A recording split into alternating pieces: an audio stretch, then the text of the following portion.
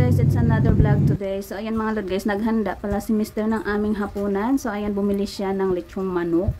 So ayan mga lord guys, kami ay maghahanda na naman ng pangalis ng aking Mr. Kasi mga lord guys, ay pupunta na naman si Mr. ng Cebu.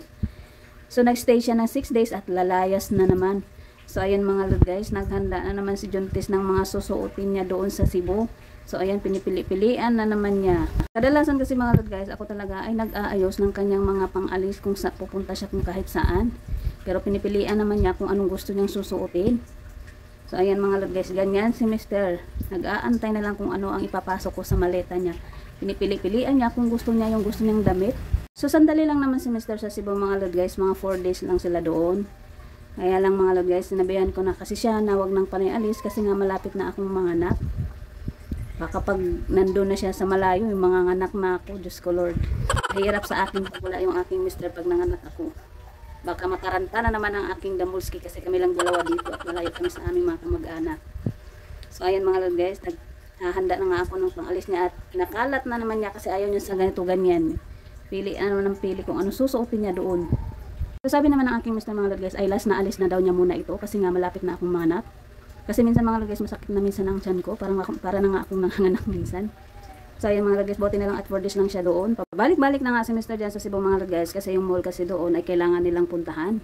Ang flight kasi ng aking Mr. mga lord guys ay 6 AM. Kaya 3 AM pa lang ay kailangan gising na kami para siya ay pupunta na doon sa airport. So ayan mga lord guys, inayos-ayos ko na muna yung mga gamit niya habang siya ay nakatingin-tingin lang sa TV.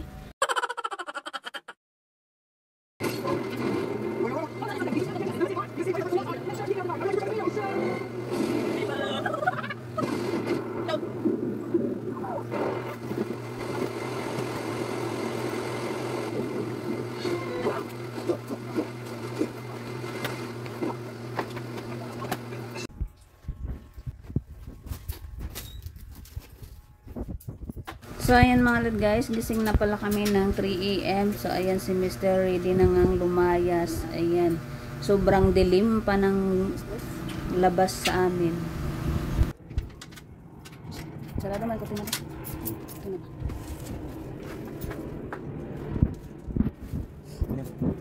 Unahin mo muna ito.